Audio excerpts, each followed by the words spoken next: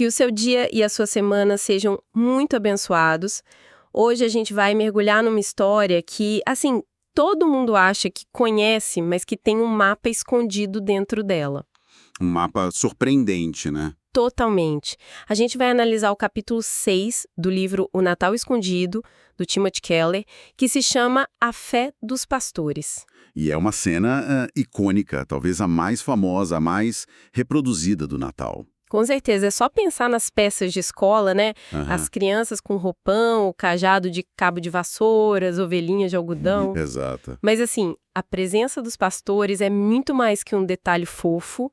Eles são, na verdade, os primeiríssimos a receber e a responder a maior notícia da história. Uhum. E a nossa missão hoje é justamente ir além desse sentimentalismo, sabe? É descobrir como a reação deles nos dá um roteiro prático, quase um dia de 4 passos sobre como a fé de verdade funciona. E a gente vai fazer isso de um jeito um pouco diferente, desmontando a história do fim para o começo. O que é uma ótima forma de enxergar coisas que a gente normalmente não vê quando segue a ordem, né? Exato. Então, começando lá pelo finalzinho da história em Lucas, a gente vê uma coisa fascinante. Os pastores ouvem, veem, contam para todo mundo e voltam transformados, glorificando e louvando a Deus. A vida deles mudou. Certo. Mas e as pessoas que ouviram os pastores? O texto diz que elas ficaram só admiradas. Existe um abismo entre ser transformado e ficar só admirado. E a primeira lição que o Keller tira está aí, na arte de ouvir bem. É a diferença entre uma informação entrar na cabeça e ela descer para o coração. Os pastores internalizaram a mensagem. Já os outros trataram como uma fofoca cósmica, uma notícia curiosa, mas que não pedia nada deles. Keller até usa uma história pessoal dele para ilustrar isso. Ele fala que uma das dificuldades no casamento dele é ouvir de verdade o que a esposa, Kathy, diz. Ele escuta as palavras, mas a mente já está pensando em outra coisa. A informação não é digerida. E com a mensagem do Natal foi a mesma coisa.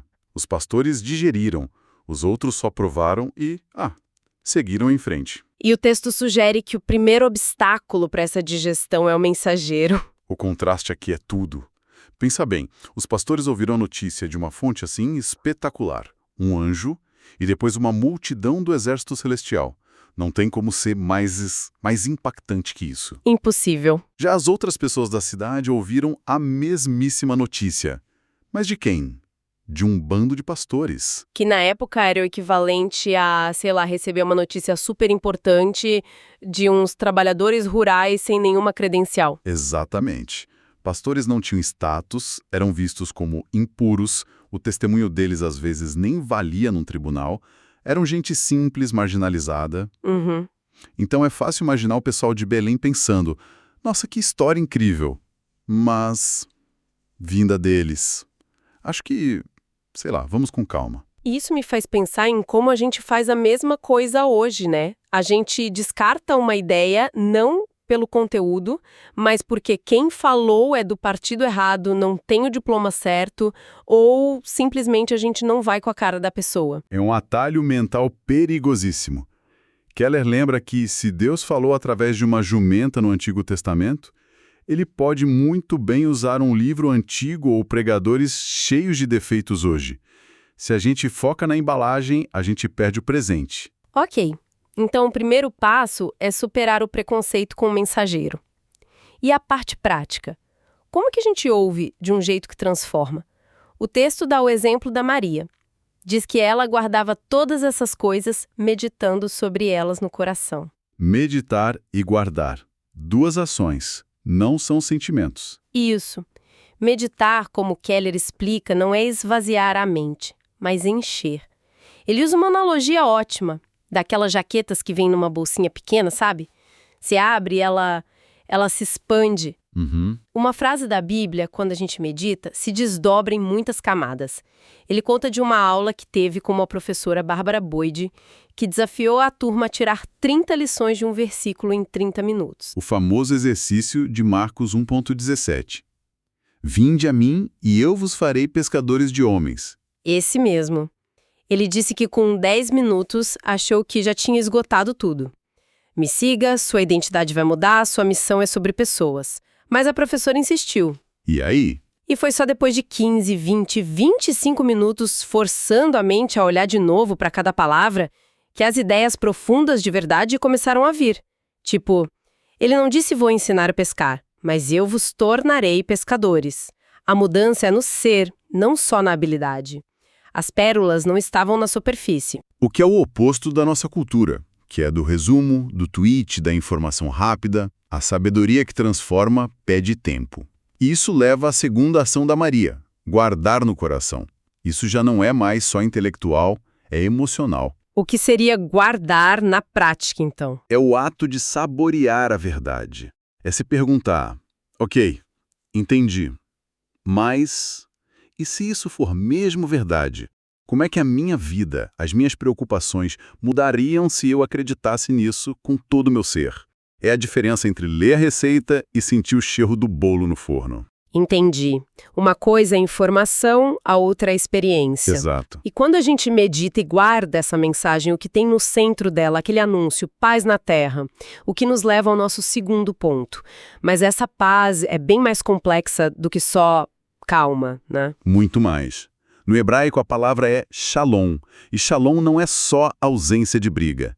Significa plenitude, bem-estar, a restauração de algo quebrado e, o ponto principal, é o fim da inimizade.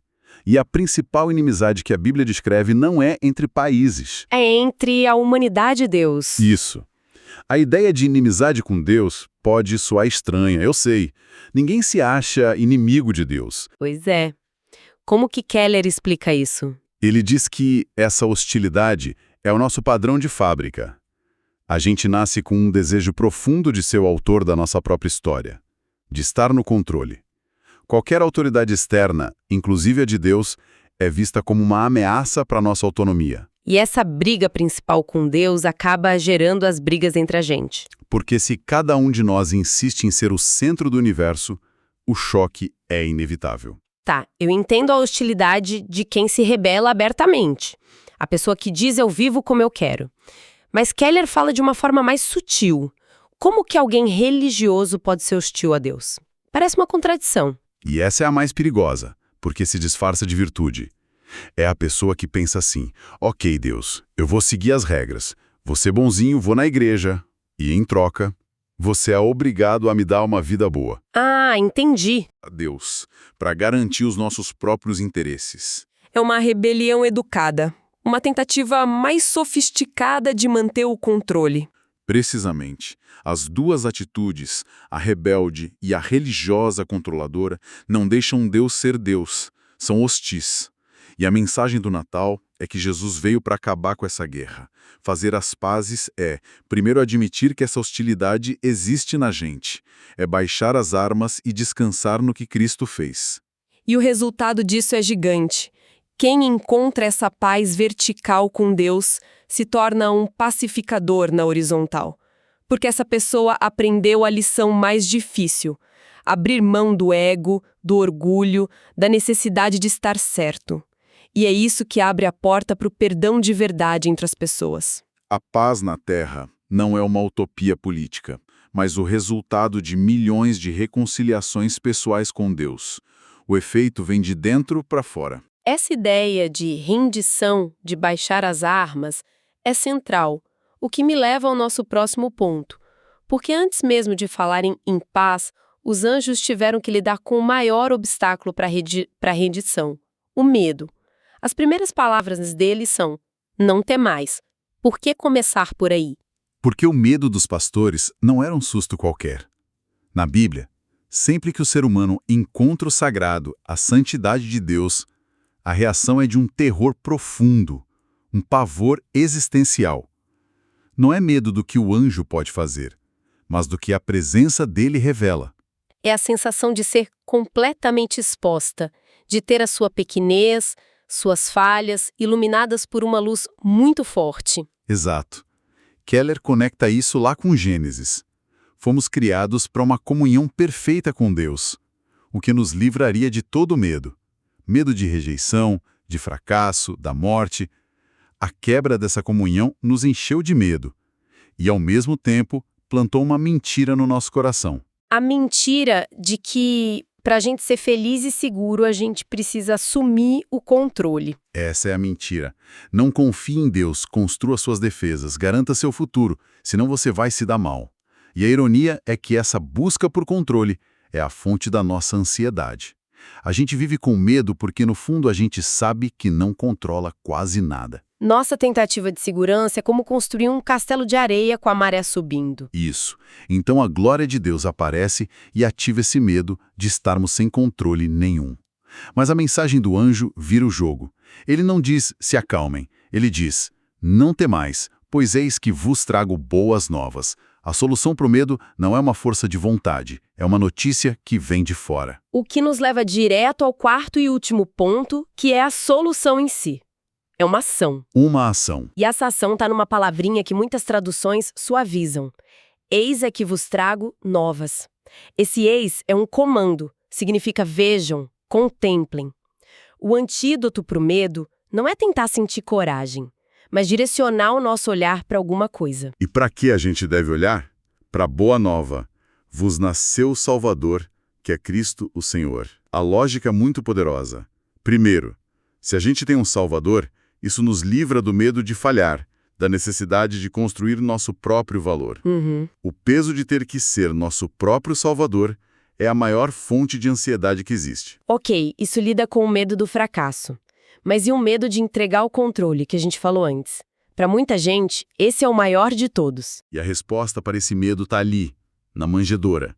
Aquele bebê é o Cristo Senhor, o ser onipotente que governa tudo. Se o Filho de Deus, que tinha todo o controle, abriu mão de tudo isso por nós, se tornou vulnerável, dependente, então a gente pode confiar o controle da nossa vida a Ele. A entrega dele nos dá coragem para a nossa entrega. E para ilustrar isso, Keller usa uma analogia brilhante do C.S. Lewis. É uma das melhores. Em 61, o cosmonauta Yuri Gagarin foi o primeiro homem no espaço. E o líder soviético, Khrushchev, usou isso para dizer que Gagarin foi lá e não encontrou Deus. Uma propaganda ateísta, né? Exato. E o Lewis respondeu que isso era como Hamlet, personagem da peça, tentar achar o Shakespeare, o autor, andando pelos corredores do castelo. É uma busca inútil. O autor não é um objeto dentro da sua própria criação. Ele está em outro nível de realidade. Exatamente. Hamlet nunca encontraria Shakespeare. A única forma de Hamlet conhecer Shakespeare seria se o próprio autor decidisse se revelar dentro da peça. Se ele escrevesse um personagem para si mesmo ou colocasse informações sobre si no roteiro. E a afirmação do Natal, que é o clímax de tudo, é que Deus fez algo ainda mais incrível. Ele não só deu informações sobre si mesmo no roteiro, ele se escreveu no drama da história. Ele entrou no nosso palco na pessoa de Jesus. Ele se tornou um personagem na nossa peça para nos salvar. É a ideia mais radical da história. O Criador entrando na criação, não como observador, mas como participante, para morrer pelos outros personagens. Então o chamado do anjo ecoa até hoje. Quer um alívio para o seu medo? Quer paz? Pare de tentar produzir isso dentro de si. Apenas veja. Olhe para o Natal. Contemple o que foi feito por você. Um convite para mudar o foco, de dentro para fora. Olhando para trás, o que me impressiona é que a fé dos pastores não foi um sentimento passivo, foi uma série de ações. Eles agiram ao ouvir, agiram ao se render à mensagem de paz e principalmente agiram ao sair da zona de conforto para ver o que o anjo apontou. O Natal não nos convida a sentir uma emoção, mas a começar um movimento. E isso deixa a gente com uma pergunta. A experiência dos pastores nos desafia a pensar: quais são as mensagens importantes que a gente está descartando hoje só porque os mensageiros não parecem espetaculares o suficiente? E que verdades transformadoras a gente está perdendo por não dar a elas mais do que 5 minutos de atenção num mundo que nos treina para a desconfiança? Uma reflexão poderosa. E essa nossa jornada pelo livro não termina aqui. Teremos um novo episódio explorando mais de O Natal Escondido. Que Deus abençoe todos os ouvintes.